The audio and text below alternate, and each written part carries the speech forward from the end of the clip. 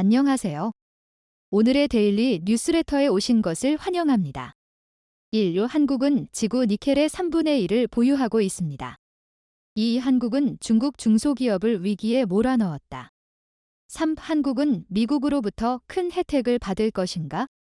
한번 진실을 알아봅시다. 한국과 마다가스카 간의 관계는 최근 몇 년 동안 급속한 발전을 이루었습니다. 한국은 마다가스카가 어려움에 처했을 때 큰 기여를 하였으며 이를 통해 양국 간의 우호적인 관계가 더욱 강화되었습니다. 특히 한국은 마다가스카에 대한 지원을 통해 교육, 보건 및 인프라 분야에서 큰 도움을 주었습니다. 한국 문화의 파급력은 마다가스카에서 더욱 널리 퍼져나가고 있습니다. 한류 열풍은 마다가스카에서 큰 인기를 끌며 한국의 음악, 드라마, 영화 등이 현지인들 사이에서 좋은 반응을 얻고 있습니다. 이는 양국 간의 문화 교류를 촉진하며 상호 이해를 높이고 있습니다. 마다가스카 정부는 한국과의 협력을 강화하고자 하며 양국 간의 장기적인 협력을 원하고 있습니다. 이를 통해 양국은 경제, 기술, 무역 등 다양한 분야에서의 협력을 강화하고 서로에게 상호이익을 가져다주는 파트너십을 구축하고 있습니다. 앞으로의 협력을 통해 한국과 마다가스카는 더욱 긴밀한 우호관계를 형성할 것으로 기대됩니다. 기사의 내용을 자세히 살펴보겠습니다. 프리고진의 사망. 러시아 용병기업 바그너 그룹의 수장은 허무하게 역사의 무대에서 사라졌습니다. 우크라이나 전쟁에서 주요한 역할을 담당했던 이의 죽음은 비단 유럽만이 아니라 아프리카 대륙에도 큰 충격을 안겨주었습니다. 바로 바그너 그룹의 아프리카 전쟁 사업의 말이죠. 우크라이나 전쟁에서 주요한 역할을 수행하기 전 프리고진 휘하의 바그너 그룹은 아프리카가 주 활동 무대였습니다. 프리고진 휘하의 바그너 그룹은 아프리카가 주 활동 무대였습니다.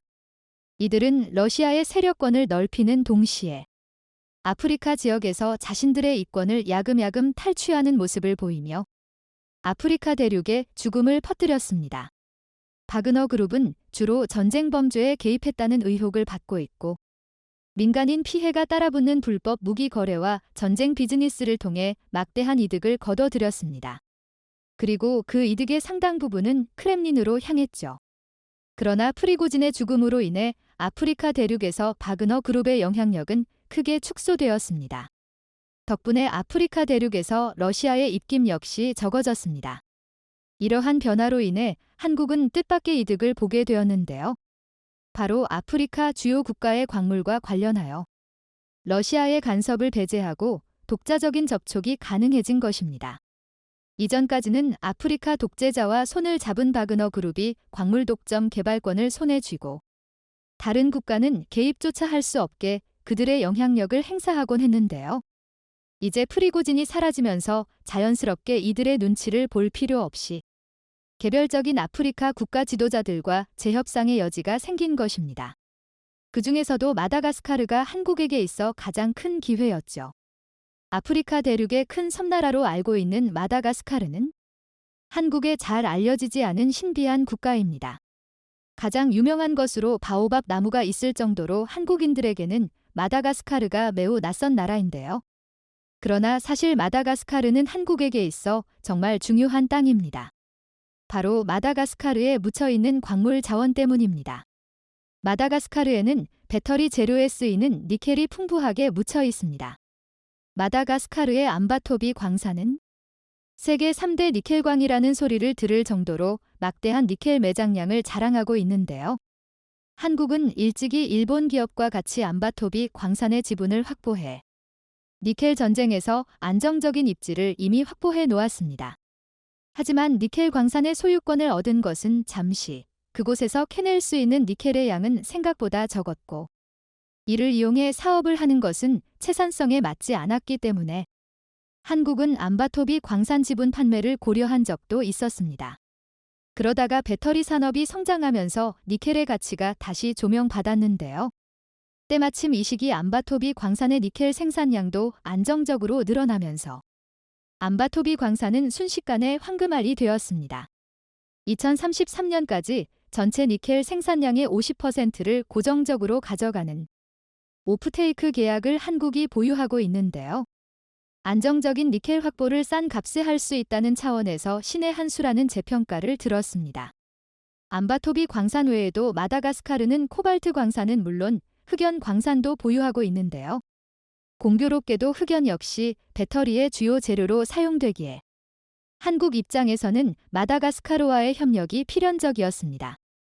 배터리의 음극재 재료로 사용되는 흑연을 안정적으로 수급하려면 마다가스카르 광산 개발이 반드시 필요했던 상황. 하지만 프리고진의 바그너 그룹 때문에 마다가스카르와의 협상이 난관일 것이라는 예측이 지배적이었습니다. 그리고 프리고진이 갑자기 사라져준 덕분에 협상의 제1단계는 매우 쉽게 해결되었습니다. 문제는 마다가스카르 정부의 협력이었죠. 마다가스카르의 협력을 얻는 것은 쉬운 일이 아니었습니다. 과거 마다가스카르와 한국 사이에 불편했던 역사가 있었기 때문이죠. 한국은 물론이고 마다가스카르 양국을 뒤흔들었던 대우 로지스틱스의 아프리카 농장 개발 사건이 바로 그것입니다. 2008년 한국의 기업 대우 로지스틱스는 아프리카 진출을 위해 마다가스카르 대규모 농장을 임차하는 계약을 정부와 맺었습니다. 130만 헥타르라는 엄청난 넓이의 농토를 99년간 임차하는 계약을 맺은 것인데요. 대한민국의 실효지배 영역이 10만 스퀘어 킬로미터이고 경지 면적이 대략 156만 헥타르라는 것을 감안할 때 엄청난 넓이의 땅을 한국 기업에게 넘기는 계약인 것입니다. 식량 확보를 위해 임차한 땅의 면적으로 보기에는 너무나 큰 영토를 일개 기업이 빌린 것이죠. 농지 개발 사업으로는 전 세계적으로 봤을 때 이례적인 규모였습니다. 이 땅을 통해 경작할 작물은 옥수수와 파묘의 원재료인 기름야자. 이 기획은 전 세계 많은 이들의 분노를 불러일으켰습니다. 마다가스카르 입장에서는 영토 이권을 해외 기업에 빼앗기는 것으로 느껴졌기 때문입니다. 영국도 이 사건을 보도하면서 국제적인 문제로 떠오르자 대우 로지스틱스는 임차권을 포기했고 임차권 계약을 맺은 정부의 후신인 안드리 라조엘이나 정부는 이 계약을 두고 무효라고 선언하면서 양국의 관계는 험악해졌습니다. 다행히도 대우의 발빠른 사과로 인해 문제가 더 악화되는 것은 막았지만 이 시기 이후 한국과 마다가스카르 사이의 관계는 싸늘한 그대로. 그 이후 마다가스카르에서 사업을 하려는 한국 기업은 마다가스카르 정부의 눈치를 보지 않을 수가 없었는데요. 그런데 놀랍게도 마다가스카르 정부는 어느새부턴가 한국 기업의 투자를 열렬히 환영하기 시작했습니다. 흑연 광산 개발에 한국의 참여를 반기는 것은 물론이고 코트라의 경우 마다가스카르 경제개발위원회 DDBM과 업무 협약을 맺는 등 마다가스카르 한국 기업 진출에 초록불이 켜진 것입니다. 당초 기대와는 달리 큰 환대를 받게 된 것에는 다름 아닌 한류의 영향이 지대했다고 하는데요. 마다가스카르에 부는 K 열풍은 한국에 대한 반감을 모두 호감으로 바꿔놓았다고 합니다. K-팝 아이돌은 물론이고 한국 드라마가 마다가스카르에서 유행을 타면서 마다가스카르인들 사이에서 한국이 선망의 대상이 되었는데요. 특히 K-팝이 마다가스카르 내에서 선풍적인 인기를 끌면서 K-팝 학원도 생기는 등 한국이 마다가스카르의 문화 기준이 된 것이죠. 심지어 한류라는 한류 전문 방송이 마다가스카르에 생겼습니다. 마다가스카르의 민영 방송사인 드리밍TV가 한국 대사관과의 협력을 통해 신설한 채널로 한국 문화를 소개하는 전문 채널이라 할 수 있는데요. 토요일 황금 시간대인 오후 4시부터 1시간씩 K-팝, 한국 드라마, 한식, 한글 등 다양한 한국 콘텐츠를 마다가스카르 국민을 대상으로 방송하는데요. 한류 열풍이 오래 지속되고 있으며 여전히 강력한 동남아라면 모를까? 아프리카 대륙에서 한류 방송이 생긴 것은 이례적이라 할 수 있는데요. 태권도 역시 마다가스카르 젊은이들 사이에서 인기를 끌고 있습니다. 한국 문화를 좋아하는 이들이 태권도의 도복과 운동 효과에 주목해 태권도를 수련하면서 마다가스카르에서 인기를 끈 것입니다. 이는 젊은이들 사이에서 완전히 자발적으로 생긴 문화 현상이라고 하는데요. 심지어는 마다가스카르 군대에서도 태권도의 효과에 주목했습니다. 이를 직접 가르칠 수 있는 태권도 강사를 한국에 요청하기까지 했죠. 한국 대사관이 마다가스카르 국방부와 체결한 약정을 통해 이정무 사범이 마다가스카르에서 태권도를 가르치게 되었죠. 이정무 사범은 특수부대에서 태권도를 가르치는 것은 물론 경찰 특공대, 세종학당 학생들을 대상으로 태권도를 전파하며 마다가스카르의 태권도 붐을 견인하고 있습니다. 수도 주변에서 쉽게 찾아볼 수 있는 한국 문화의 흔적은 마다가스카르인들의 마음을 바꾸었고, 이 덕분에 한국 기업인들이 큰 반감 없이 사업을 지속할 수 있게 된 것입니다. 마다가스카르 곳곳에서 발견되는 한국화의 흔적은 심지어 마다가스카르 시골에서도 발견된다고 하는데요. 바로 마다가스카르 농촌에서 재배되는 벼가 한국에서 개발한 통일벼인 것입니다. 마다가스카르는 기후나 토질에 있어 벼농사를 짓기 좋은 곳으로, 예전부터 이곳 주민들은 쌀을 재배해 요리를 해먹었을 정도로 주식이 쌀인 아프리카 국가입니다. 그러나 2021년부터 시작된 마다가스카르 기후 변화로 인해 극심한 가뭄으로 토지가 마르는 등 농사짓기에 적합하지 않는 환경으로 변화하고 있었습니다. 이를 막기 위해 어느 환경에서나 튼튼하게 자라날 수 있는 통일벼가 마다가스카르에 수입된 것인데요. 가뭄으로 인해 토질이 악화되는 상황임에도 불구하고 한국산 동일벼는 안정적으로 자라났다고 합니다. 극한의 기후 조건에서 살아남은 한국 종자답게 아프리카 환경에서도 꿋꿋하게 버티며 그 질긴 생명력을 선보인 것이죠. 그 덕분에 마다가스카르 시골 농민들은 한국에 대해 깊은 감사를 보낼 정도로 한국에 대한 호감이 쌓였습니다. 마다가스카르 전역이 한국에 열광하면서 협력을 강화하는 가운데 이를 불편한 눈으로 바라본 국가가 있었는데요. 바로 중국입니다. 자원전쟁에 있어 유리한 위치를 차지하고 싶은 중국은 일찍이 마다가스카르에 묻힌 막대한 양의 자원을 알고 있었고, 마다가스카르의 많은 투자는 물론이고 후원도 아끼지 않았습니다. 한국만이 아니라 중국도 마다가스카르에 튼튼한 벼를 수출하면서 마다가스카르인들의 마음을 사로잡기 위해 노력했습니다.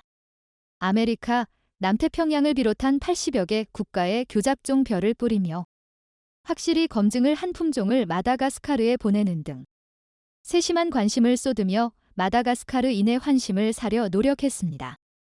마다가스카르에 공자 학원을 세우며 아이들에게 중국어로 된 도서를 무료로 기증하는 한편, 중국 자본을 투입한 마다가스카르 광산의 현지인들을 채용해 이들의 경제 상황에 도움을 주는 모습을 보였습니다.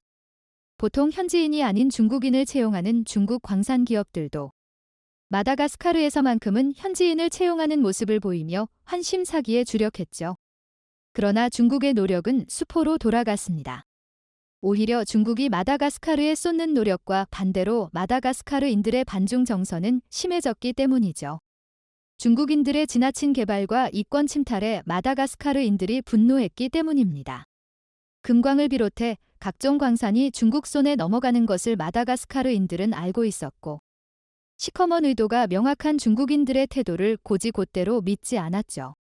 심지어 최근에는 중국 광산에서 일하던 마다가스카르인들이 집단 파업을 하면서 마다가스카르의 땅은 마다가스카르인들의 것이라 주장하며 중국인들은 땅 바깥으로 나갈 것을 주장하는 일도 있었습니다. 중국 제당 공장에서 일하는 마다가스카르인과 중국인 사이의 분쟁도 발생하면서 반면 한국은 문화를 통해 마다가스카르인들의 마음을 먼저 무장해제하고 그 뒤에 사업을 통한 협력을 요청했기에 중국과 달리 한국에 대한 반감은 거의 없는 상황. 코로나 시기 마다가스카르에 무상 마스크 및 키트를 지원한 것도 마다가스카르인들 사이에서 한국을 재평가하는 계기가 되었죠. 덕분에 한국의 인기는 하늘 높은 줄 모르고 치솟는 상황. 마음을 얻는 것이 무엇보다 중요하다는 것을 깨닫게 되는데요. 자원 경쟁에서 한국이 마다가스카르에서 막대한 이득을 얻길 바라며 중국을 제치고 한국이 마다가스카르와 우호 관계를 오랜 기간 유지하길 바라겠습니다.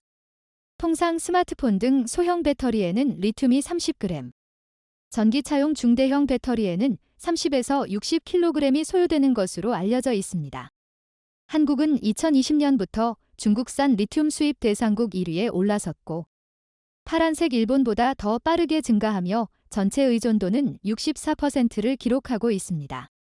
배터리 양극재 핵심 소재인 수산화리틀은 칠레 등에서도 일부 수입하지만 약 84%는 중국에 의존하고 있는 실정입니다. 2018년 의존도가 65%였다면 현재는 20%나 더 높아진 것입니다. 리틀에서 제2요소수 악몽을 우려하는 이유도 여기에 있습니다. 양극재는 배터리 생산 원가의 약 40%를 차지하고 리튬은 양극재 제조 원가의 50% 이상까지 올라서고 있습니다. 정제 리튬 가격이 1년 새 4배 정도나 뛰었기 때문입니다.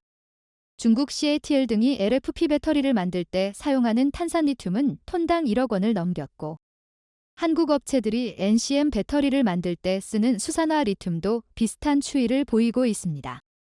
이에 따라 중국산 수산화리를 수입 금액은 지난해 대비 470%나 늘어난 상황입니다. 한국은 올해 8월까지 21억 달러, 약 3조 원, 어치의 수산화 리튬을 수입했는데 이 가운데 16억 달러 이상을 중국에 의존하고 있었던 것입니다. 중국 언론들은 한국의 중국 의존도가 84%까지 높아졌다며 조롱 기사를 쏟아내기도 했습니다. 중국 내 기후변화나 정치적 갈등은 리튬 조달에 큰 문제를 일으킬 수 있습니다. 볼 8월 가물과 정전으로 리튬 공급의 20% 이상을 담당하는 스촨성 공장이 폐쇄되면서 가격이 급등한 바도 있습니다. 즉, 사우디가 석유를 감산해 가격을 몰리듯 중국은 전력난을 핑계로 가격을 올릴 수 있는 것입니다. 그리고 올해 중국에서의 전기차 판매량이 작년보다 2배 늘어난 600만 대로 예상되고 있어 자국 내 우선 공급 분위기에 따라 리튬 가격 급등을 부채질하고 있습니다. 이런 문제의 근본 원인은 글로벌 리튬 정제 시설이 대부분 중국에 몰려 있기 때문입니다. 리튬은 다른 광물보다 상대적으로 매장량이 풍부하지만 정제하려면 상당한 시간과 비용이 소요됩니다. 채굴 과정에서 환경 파괴 우려가 크기에 인허가가 까다로운 면도 있습니다. 리튬 매장량이 가장 큰 국가는 칠레로 41% 비중을 차지하고 이어 호주가 25%, 중국은 7%에 불과하지만 정제는 대부분 환경오염 규제가 느슨한 중국이 맡고 있는 것입니다. 그래서 리튬 거래는 달러화가 아닌 위안화로 이루어지는 면이 있습니다. 일론 머스크는 리튬 정제 사업에 대해 톤을 피궈내는 면허, 라이선스 투 프린트 머니로 비유하기도 했습니다. 테슬라 또한 2024년 가동을 목표로 미국 텍사스주에 수산화 리튬 정제 공장을 추진하고 있는 상태입니다. 미국은 전기차 구매 시 최대 7,500달러의 보조금을 지원하고 있습니다. 지난 8월 발효된 미국 인플레이션 감축법 IRA에 따르면 미국이나 미국과 FTA를 맺은 국가에서 생산된 광석 비중을 2027년까지 80%로 높여야 보조금을 받을 수 있는 상황입니다. 광석 관련해서는 중국이 타겟이라는 의견도 이 때문입니다. 국내 배터리 3사도 중국 이외 국가에서 수산화 리튬을 확보하기 위해 사활을 걸고 있습니다. 한국 업체들은 캐나다 및 호주와 적극적으로 손을 잡고 있는 상태입니다. 최근 LG에너지솔루션은 캐나다 광물업체로부터 리튬 25만 톤을 공급받는 업무 협약을 하기도 했습니다. 이는 고성능 순수전기차 300만 대 이상을 생산할 수 있는 양입니다. 그리고 미국 커파스 미네랄과도 리튬 공급 MOU를 체결했죠. 이런 상황에 한국에서 보도된 뉴스는 중국을 또다시 충격에 빠뜨리고 있습니다. 국내 기업 리튬 플러스가 금산군에 수산화 리튬 제1공장 준공식을 가진 것입니다. 볼 3월에는 핵심 장비인 50톤 규모의 특수 제작 반응기 10기를 입고하기도 했습니다. 총 500억 원을 투자해 연산 3,600톤 생산을 계획하고 있는 것입니다. 그렇게 국내 유일, 세계 8번째로 초고순도 수산화 리튬 정제 공장을 세운 상황입니다. 다음 달부터 순도 99.99% 수산화 리튬을 본격 생산할 예정인데 이는 국내 2차전지 소재 기업들과 테스트를 진행해 제품에 적용한다는 방침입니다. 회사 측은 리튬 가격 강세가 지속되면 연간 약 4천억 원의 매출과 1,200억 원의 영업이익 달성이 가능할 것이라 밝히기도 했습니다. 제2공장 건설도 본격 추진될 예정인데 여기서는 5만 톤 규모가 계획되어 있습니다. 그렇게 될 경우 글로벌 선도 업체 수준과 비슷해지는 상황입니다. 현재 중국 간평 리틀이 연 7만 톤, 미국 기업 발버말 37,500톤, 칠레 SQM이 연 2만 톤 정도를 생산하고 있습니다. 리튬 플러스는 장기적으로 연산 30만 톤을 생산해 글로벌 1위가 되겠다고 밝힌 상태입니다. 해당 회사는 저급 탄산리틀을 초고순도 수산화리틀로 변환하는 기술력을 보유하고 있습니다. 최근 조달청에서 활용도가 낮은 탄산리듬 290톤을 대여했으며 이를 수산화리틀로 정제한 뒤 국내 3대 배터리사에 판매를 계획하고 있습니다.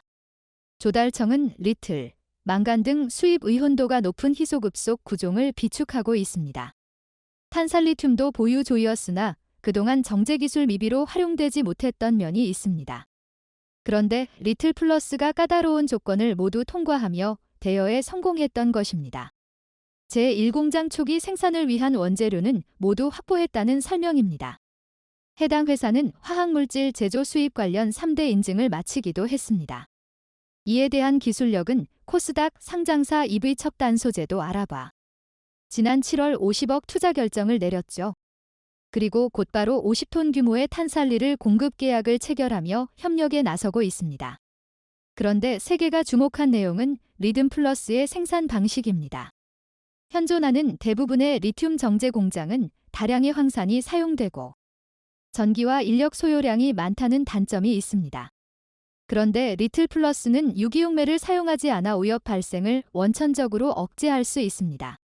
종매 기술을 활용함으로써 친환경적이고 공정 단순화를 통해 원가 경쟁력을 확보하고 있는 상태입니다. 리틀 플러스는 100여 건이 특허를 냈던 전용 대표가 지난해 6월 설립한 회사입니다. 그는 포항산업과학연구원 RIST과 포스코에서 리듬 연구 관련 핵심 역할을 맡았던 인물입니다. 그런데 중국이 경악하는 부분은 지난달 말 해당 관련 회사가 여포에서 리튬을 추출하는 기술마저 중국 특허청에 등록을 마쳤다는 사실입니다. 이는 리틀 플러스의 지주회사인 리듬인사이트가 추진한 일입니다. 현재는 미국, 러시아, 아르헨티나, 중국 등 10여 개 국가의 특허권을 확보해 놓고 있습니다. 불순물이 많은 여포에서의 리튬 추출 기술은 현존하는 기술로는 불가능합니다. 중국 등 전 세계의 수많은 어포가 방치되어 있는 것도 이 때문입니다. 하지만 리틀인사이트가 기술적 우위를 확보해 추출을 할 수 있게 된 것입니다. 리튬은 자연 증발 방식으로 추출하려면 1년 이상이 걸립니다. 넓은 면적의 엽전이 필요하고 순도 높은 리듬을 얻기도 쉽지 않죠. 그런데 포항산업과학연구원 RIST에서 1개월에서 최소 8시간 이내에 추출할 수 있는 방법을 찾아낸 바 있습니다. 30에서 40%에 불과하던 리튬 회수율 또한 80%로 끌어올릴 수 있었던 것입니다. 그리고 리틀인사이트는 여포에서 추출한 리틀로 탄산리듬을 제조하는 방법 또한 최근 국내와 중국에서 특허 등록을 마치기도 했습니다. 탄산리틀은 리튬 플러스 공장에서 수산화리들로 변환이 가능하기에 전기차용 리틀에 대한 밸류체인을 모두 확보하게 됐다는 설명입니다. 리틀 플러스와 깊은 관계가 있는 포스코 또한 해당 기술을 가지고 있습니다.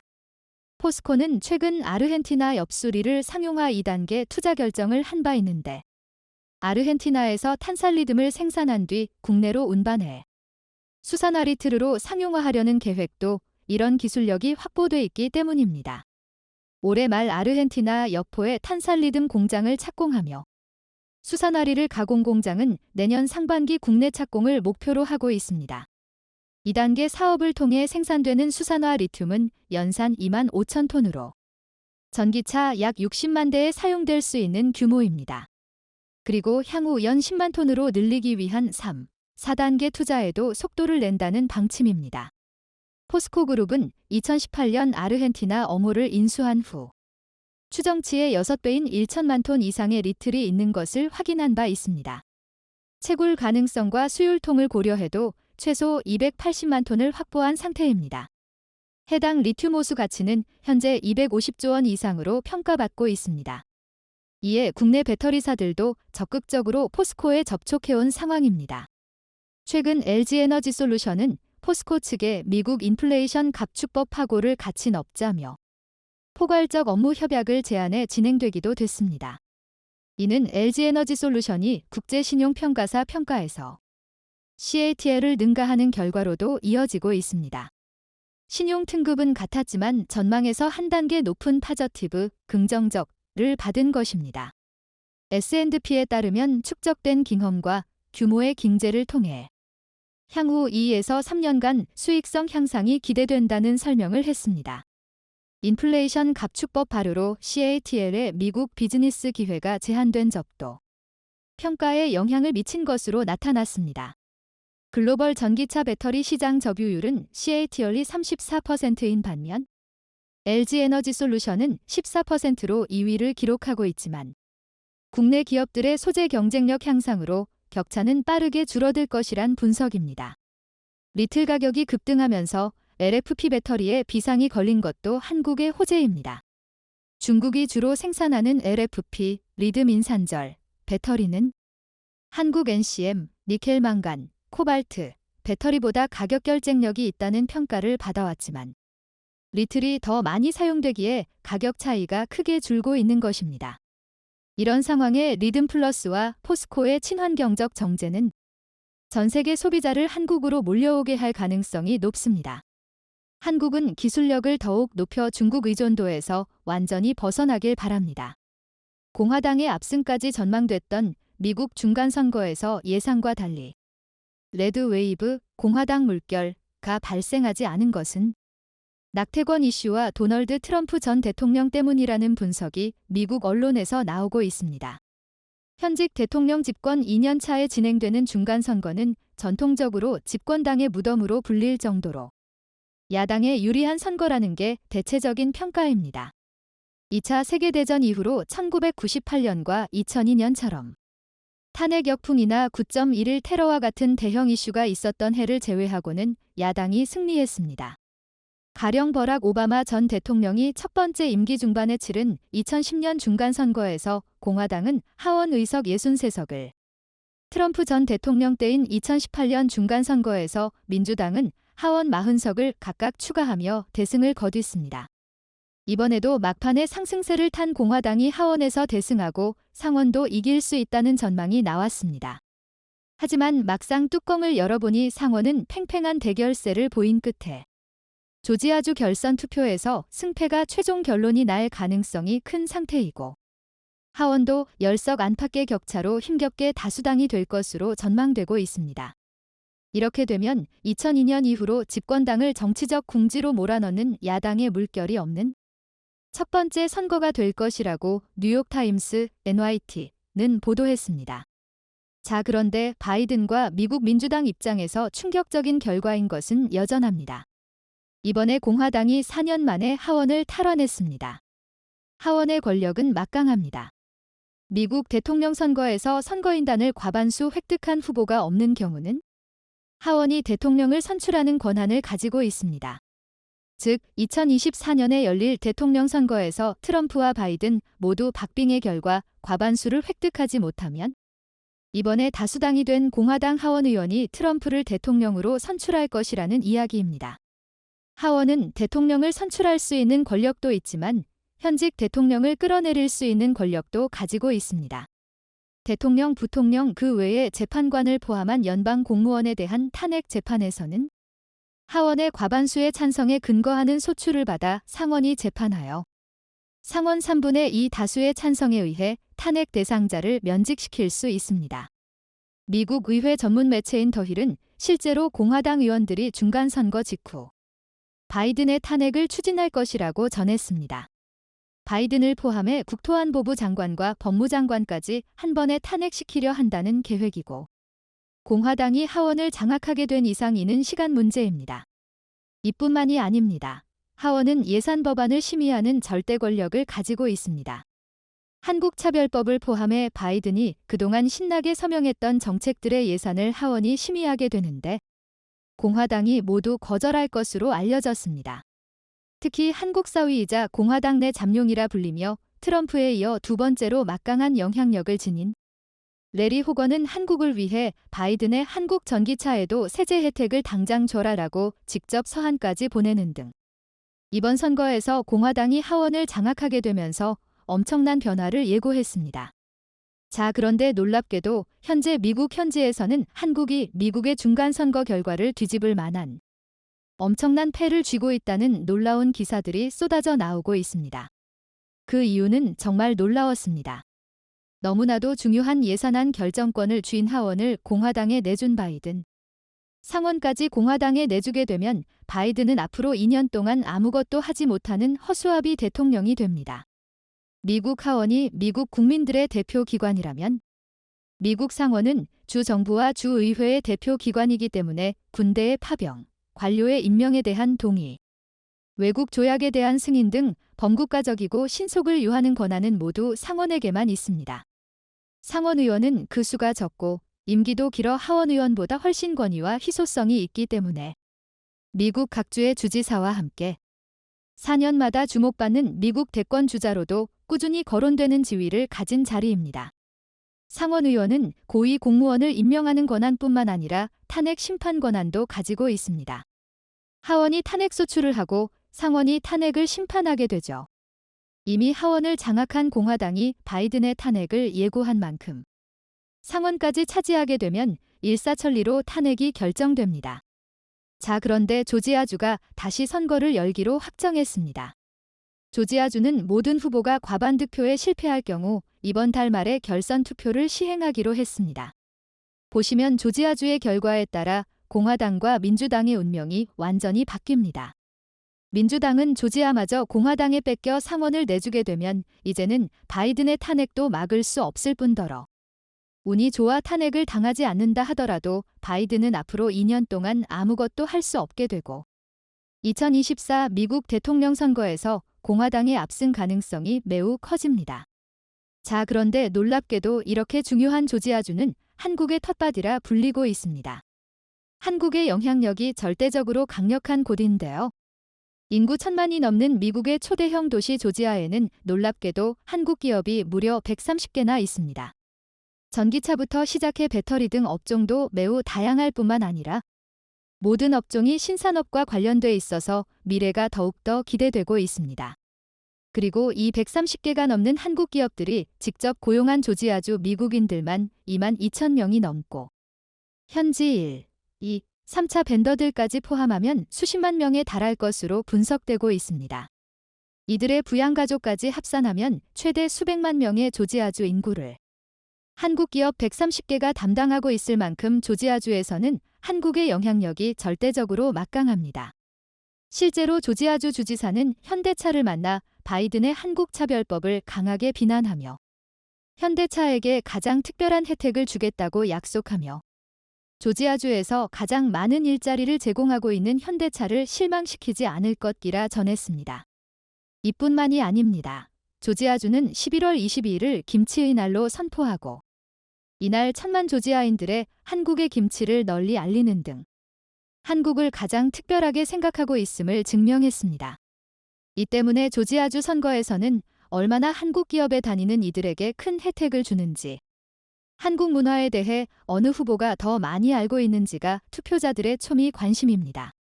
따라서 조지아주에서 한국인들에 대한 대우와 한인의 위상은 다른 어느 주보다 훨씬 높고 특별한데요. 조지아주의 한인 인구가 본격적으로 늘어난 것은 지난 2005년 즈음부터입니다.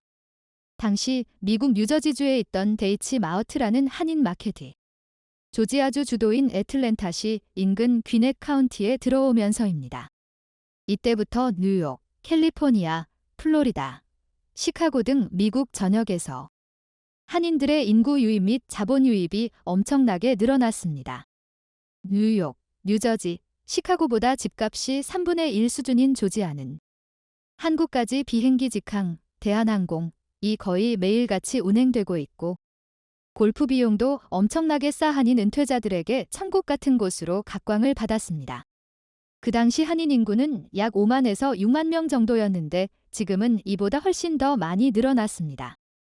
그 이후로도 조지아주에는 캘리포니아에서 진출해온 아시마켓, 한국의 농심가에서 온 메가마트, 그리고 남대문 마켓 등 한인 마켓들이 잇따라 생겨났고 현재는 셀 수도 없을 정도로 한국 간판들이 조지아주를 뒤덮었습니다. 한인 마켓을 중심으로 그 주변의 찜질방, 노래방, 포장마차, 술집, 샤브샤브, 빵집, 병원, 학원 등도 더 많이 들어서 캘리포니아에서 온 한인들조차 신기해할 정도로 한인 상권의 비약적인 발전은 순식간에 진행됐습니다. 더 놀라운 건 조지아주 한인 상권의 건물들이 모두 신축 건물인데다 규모도 엄청 크다는 점입니다. 건물이나 편의시설이 노후된 캘리포니아나 뉴욕에서 오신 분들이나 한국 본국에서 직접 오신 분들은 이런 한인 상권의 위험에 입을 다물지 못할 정도입니다. 그리고 지금 현재는 한국이 조지아주 경제를 쥐며 가장 강력한 영향력을 행사하고 있고, 이 때문에 한국의 뒤통수를 쳤던 바이든이 한국에 다시 도움을 요청하는 놀랍고 진귀한 상황이 만들어졌습니다.